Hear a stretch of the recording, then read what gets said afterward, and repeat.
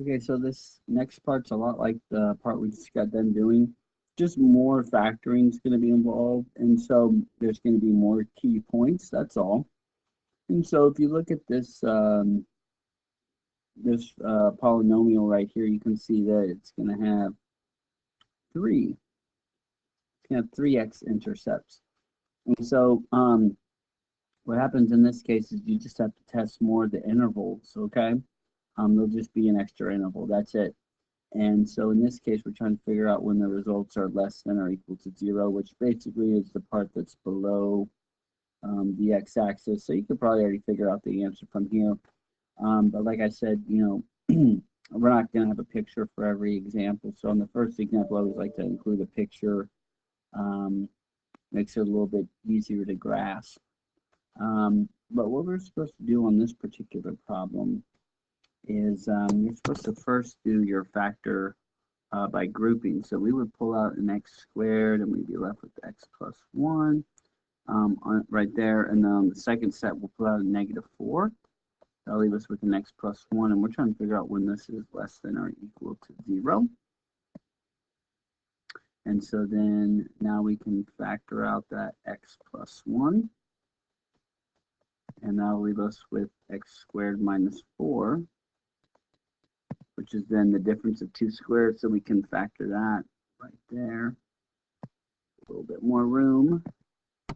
So now let's see, we have x plus 1, and we're going to have x plus 2, x minus 2. And we want to know when this product is less than or equal to 0. Well, I know when the product is 0, right? I can figure that out by looking at each one of these binomials. So one of the -1, -2, and then +2. So those are the 3 key points. Those are the values that make the make my expression on the left side equal 0. Now, because the inequality sign says 0 is okay, so I'm going to put these on the number line. So, oops. Sorry about that. Okay, so put those on the number line. So let's see, we're going to have -2, a -1, and a +2. Okay, and then we'll go ahead and test. Let's see, we'll test. So we'll try something like, -3. Here we'll probably try something like -1.5. Here we'll probably try like 0, and then here we can try 3. So the difference from the previous ones we were doing, we're just having an extra interval that's going to be tested. Now I had mentioned this, so I'm going to go ahead and fill it in. These key points actually are included, so I'm going to go ahead and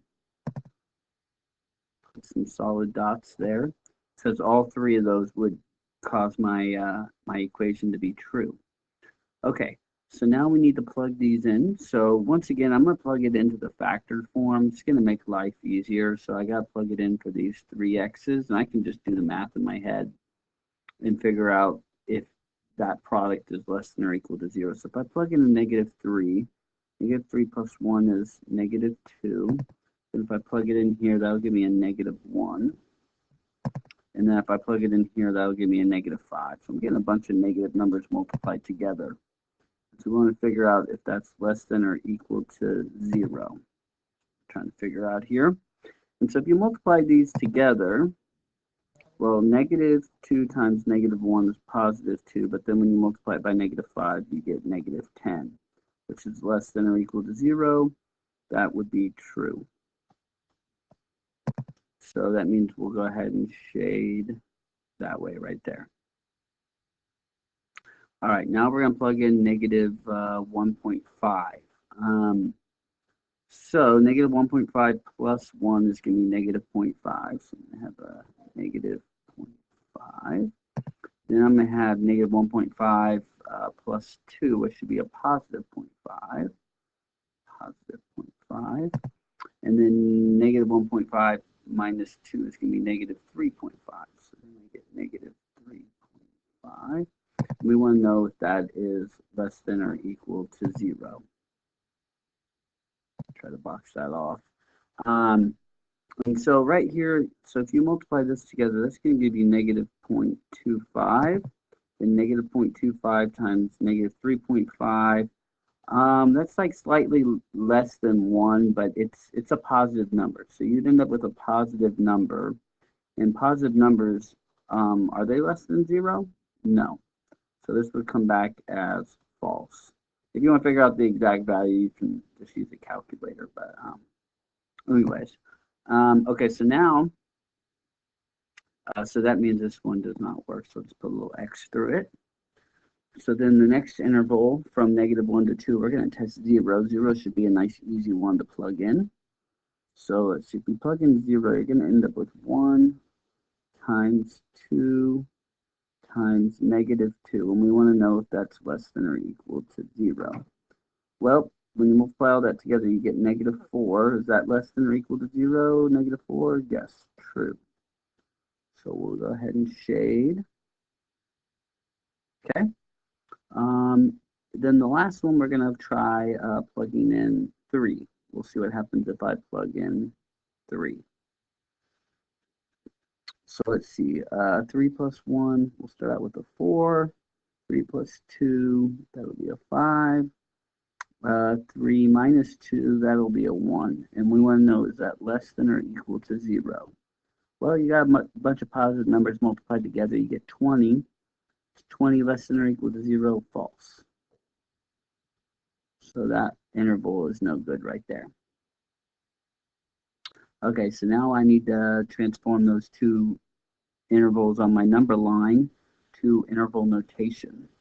That first one's going to go from negative infinity to 2. Oops. There we go. Negative 2. And we'll go ahead and bracket that in.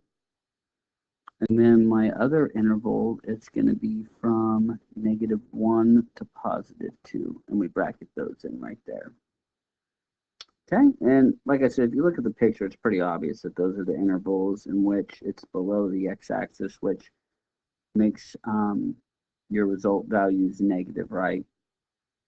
That one wasn't too bad. All right.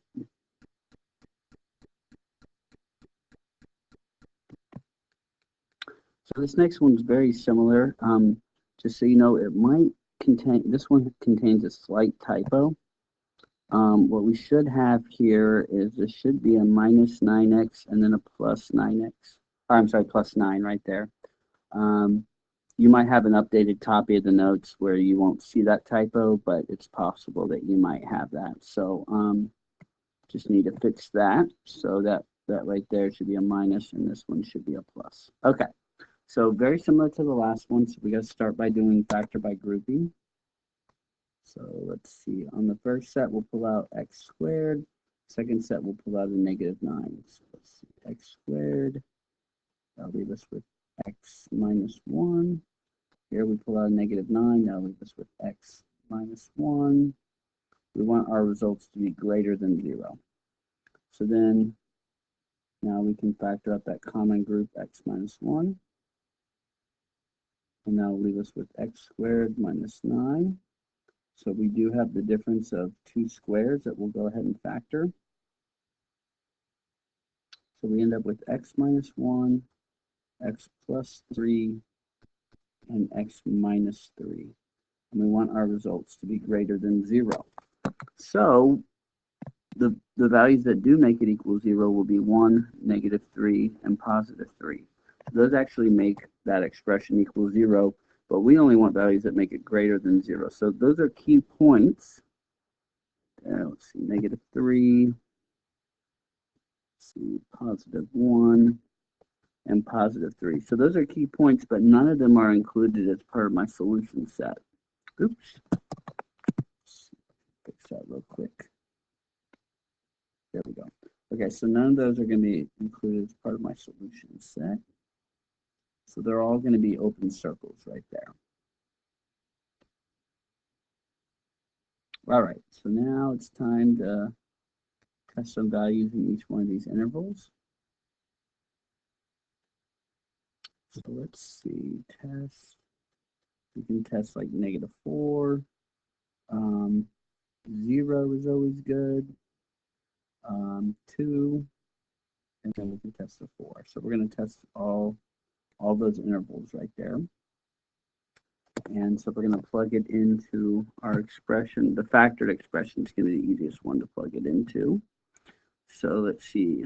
Go ahead and get started. Try to keep it somewhat organized. So let's see, -4 minus 1. Let's see, that's -5.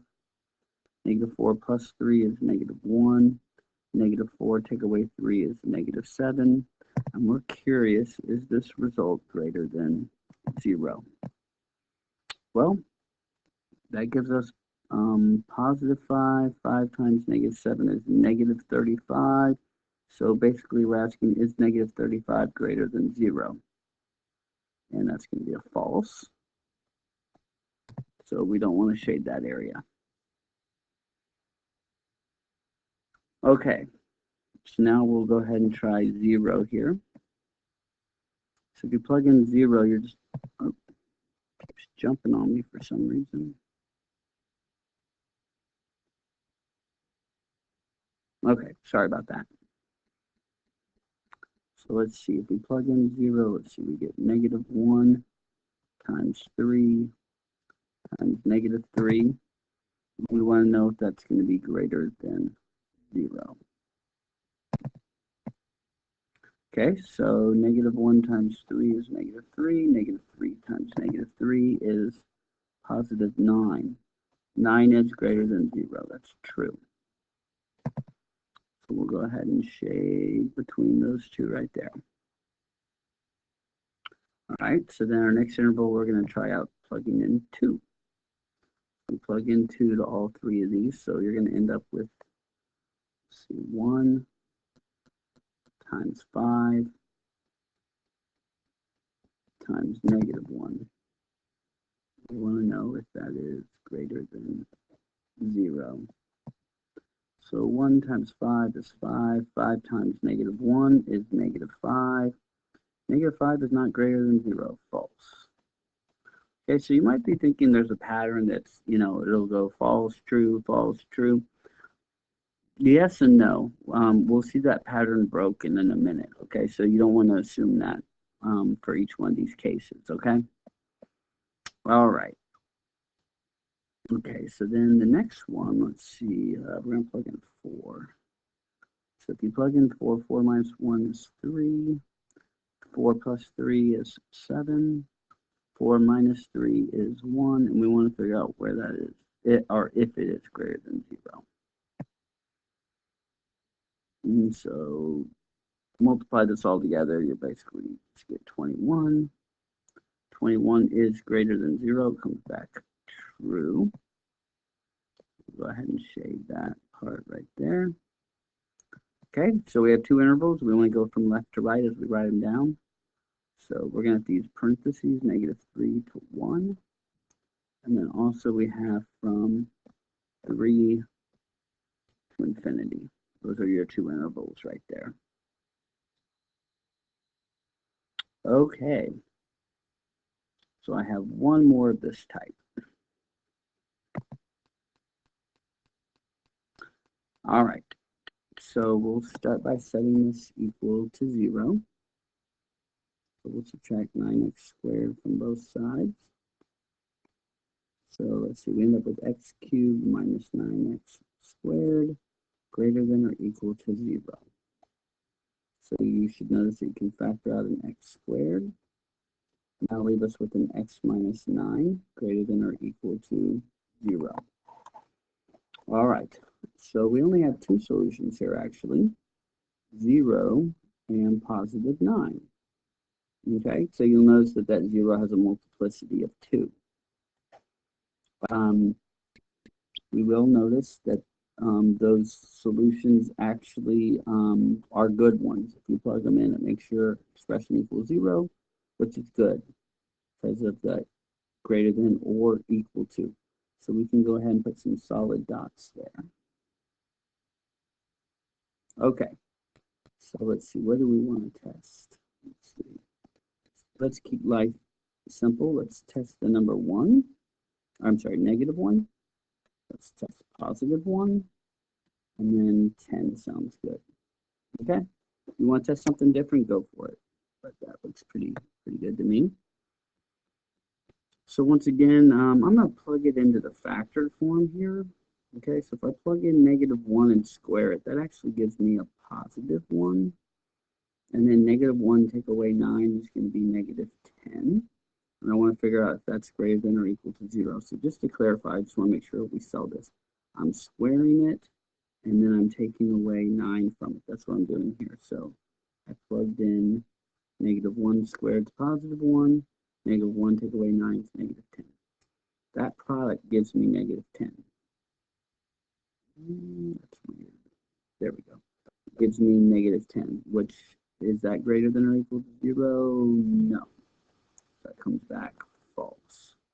So we will not shade right there. Now we'll try the number 1. 1 squared is 1.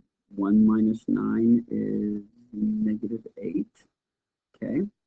And we want to know, is that greater than or equal to 0?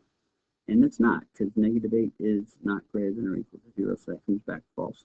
So remember, I told you, before, we kind of seem to have a pattern that like it would go back and forth. It's not always going to do that, so don't assume that. So this is not going to work. Let's see about the last one. So we'll plug in 10. So 10 squared is 100. Then 10 take away 9 is 1. We want to know if that's greater than or equal to 0. 10 times 1 is 100. 100 is greater than or equal to 0, so that one's going to be true. So this time we will shade that one like that. Okay, so now for the interval set, you do want to include 0 as part of your solution.